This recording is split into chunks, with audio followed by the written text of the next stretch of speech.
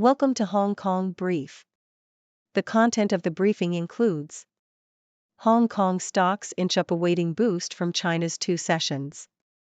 Lobby group calls for bolder wealth management connect scheme revamp. Nikkei tops 40,000. Hong Kong's unsweetened budget leaves middle class feeling sour. Hong Kong sees surge in home sales on weekend after curbs lift. Hong Kong stocks inch up awaiting boost from China's two sessions. South China Morning Post. Hong Kong stocks rose as traders anticipated announcements from China's annual legislative meeting that would stabilize the markets and support the country's economy. The Hang Seng Index added 0.1%, recovering from earlier losses, while the Shanghai Composite Index increased by 0.2%. Investors are waiting for more clues as to whether the recent market rebound will be sustained and how the government plans to address the property market's issues. There are also expectations of financing and fiscal reforms. Lobby group calls for bolder wealth management connect scheme revamp. South China Morning Post.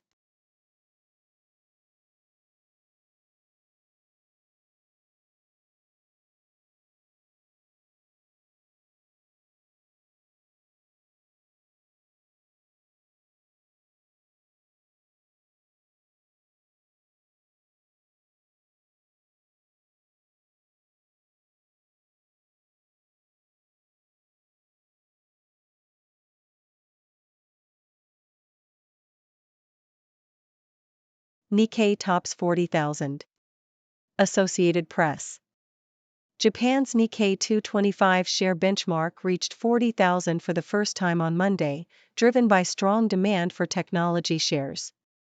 The index gained 0.8% to reach 40,226.83 by midday in Tokyo. Shares in computer chip-related companies, such as Renesas Electronics Corporation and Advantest Corporation, rallied, along with Olympus. The gains in the Japanese market are in line with other global markets, as investors expect strong demand for technology associated with artificial intelligence. The Bank of Japan's easy credit policies have also contributed to the market's success, as the weak yen has boosted profits for exporters. Hong Kong's unsweetened budget leaves middle class feeling sour. South China Morning Post. Hong Kong's growing budget deficit and the challenges of resuscitating the economy mean that there is little money to waste, according to Alice Wu in the South China Morning Post. The government has to reduce or end sweeteners such as electricity subsidies, consumption vouchers, and rate concessions, and has raised taxes, which will signal increases for the less wealthy in the future if economic conditions do not improve. The middle class are always seen as the losers in these situations, the last to share in the spoils of prosperity and the first to lose government support. Hong Kong sees surge in home sales on weekend after curbs lift. Bloomberg. Hong Kong's property market has seen its best weekend in a year after the government lifted decade-long curbs on home buying. Over the weekend, the 10 largest estates recorded the most sales in 61 weeks with 27 transactions, 3.5 times higher than the previous week. Furthermore, Henderson Land Development Company's Belgravia Place project sold all 138 units on offer in just 4 hours on Sunday, with the apartments receiving over 4,400 applications. However, most analysts believe the medium-term outlook for the market remains challenging due to high interest rates, ample inventory, and a weak economy. Hong Kong can raise fare and transport subsidy or launch proportional discount. South China Morning Post. Hong Kong's former welfare chief, Lau Chi-kwang, has suggested that the city consider raising the concessionary fare or introducing a proportional discount under the $2 transport subsidy scheme for elderly residents and those with disabilities. This comes after the city's financial secretary revealed that the deficit reached 101.6 billion Hong Kong dollars, $17.4 billion US dollars, this financial year and announced plans to review the $2 scheme. Law argued that individuals aged 60 to 64 would not pose a significant financial burden on public finances as the size of the demographic would shrink over time. Watchmaker Omega confident in Hong Kong shoppers as it opens 2 glitzy shops. South China Morning Post. Swiss luxury watchmaker Omega has opened 2 specialty shops in Hong Kong, despite gloomy retail predictions for the city. The stores, located in Central and K11 Musea in Kowloon, are part of Omega's long-term investment strategy in the city. Hong Kong's retail sector has been hit by a decline in spending by visitors, with the Hong Kong Tourism Board predicting that 46 million people will visit the city this year, compared to 65 million in 2018. Young Hong Kongers who defied Xi are now partying in China. Bloomberg. The increased integration of Hong Kong with mainland China is leading to a shift in the city's identity and a decline in its distinctiveness from the mainland. As a result of President Xi Jinping's crackdown on dissent in Hong Kong, many disillusioned residents have chosen to leave for democracies such as the UK, while those who have stayed have adopted a more cross-border lifestyle.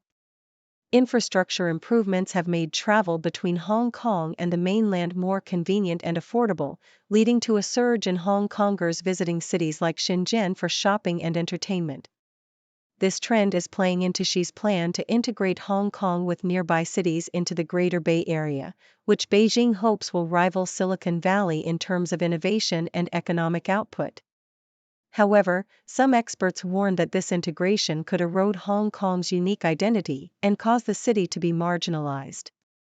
The increasing connectedness is also changing the business landscape, with Shenzhen businesses benefiting from the spending of Hong Kong tourists and Chinese consumer companies gaining market share in the city. Overall, the growing integration of Hong Kong with the mainland is seen as a win for China at the expense of Hong Kong's distinctiveness and economic well-being. Canadian women finish 4th at LA Sevens rugby tournament, Canadian men place 12th. The Globe and Mail. The Canadian women's rugby sevens team claimed 4th place at the HSBC SVNS Los Angeles event. The Canadians were beaten 21-7 by the USA in the 3rd place playoff.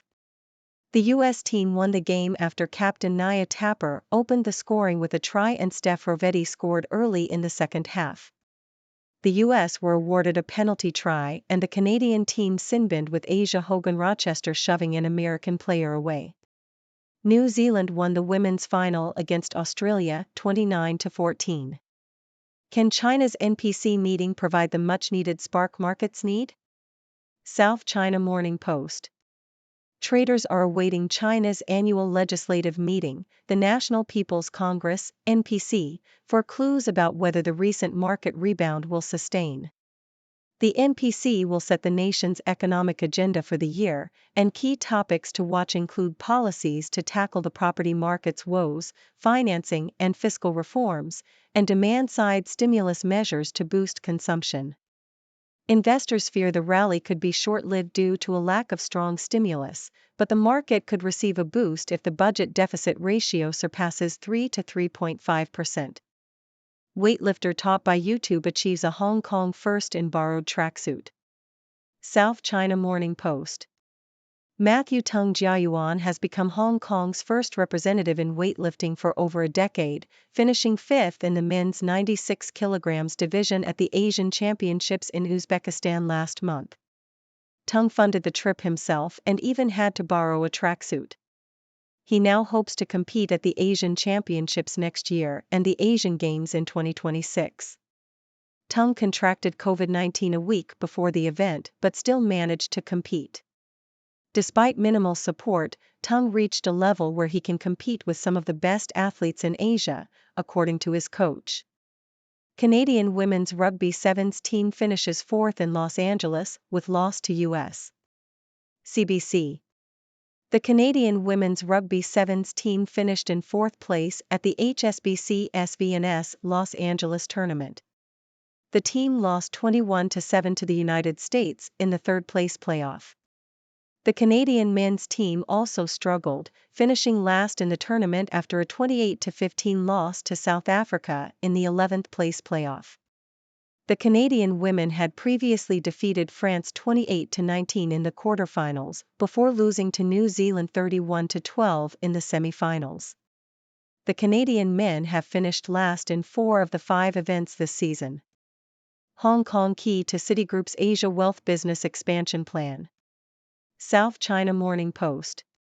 Citigroup plans to expand its wealth management business in Hong Kong and the rest of Asia, according to Andy Sieg, the bank's global wealth head. Despite selling its mainland wealth business to HSBC in October, Citigroup remains committed to Hong Kong and China, with the former acting as its base to serve clients in mainland China. Sieg believes that Hong Kong will play a crucial role in the growth of Citigroup's wealth management business, as the highest rate of wealth creation over the next decade is expected to occur in Asia. China to unveil GDP target, avoid bazooka stimulus at meeting. Bloomberg. China is expected to announce its 2024 growth target this week at the National People's Congress, NPC, as it seeks to support its slowing economy. The government work report will be delivered by Premier Li Qiang, outlining the strategy for economic recovery after a turbulent year that saw deflation, a property crisis, mounting debt burdens and foreign capital exodus.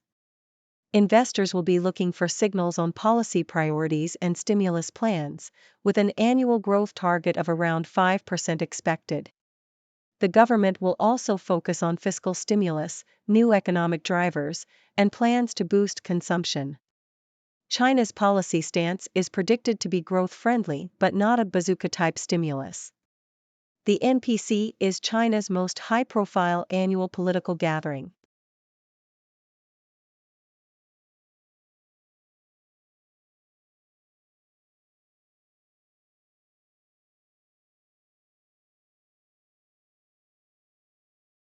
Thank you for tuning in.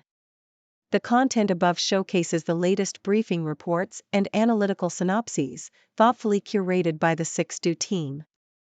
These insights stem from a wide array of reputable media outlets, think tanks, government sources, and specialized experts worldwide.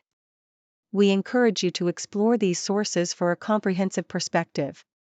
Keep in mind that while the content may not always align with the official standpoint of 6Do Brief, it's not meant to be taken as absolute directives for decision-making. Comprising seasoned media professionals, learned scholars, and accomplished scientists, the 6Do team embodies a trailblazing, fully independent media entity. To customize 6Do Brief to meet your professional needs, you have the option to subscribe to a diverse array of briefings on our website, 6dobrief.com. Regardless of your location, you can conveniently receive 6Do Brief via email.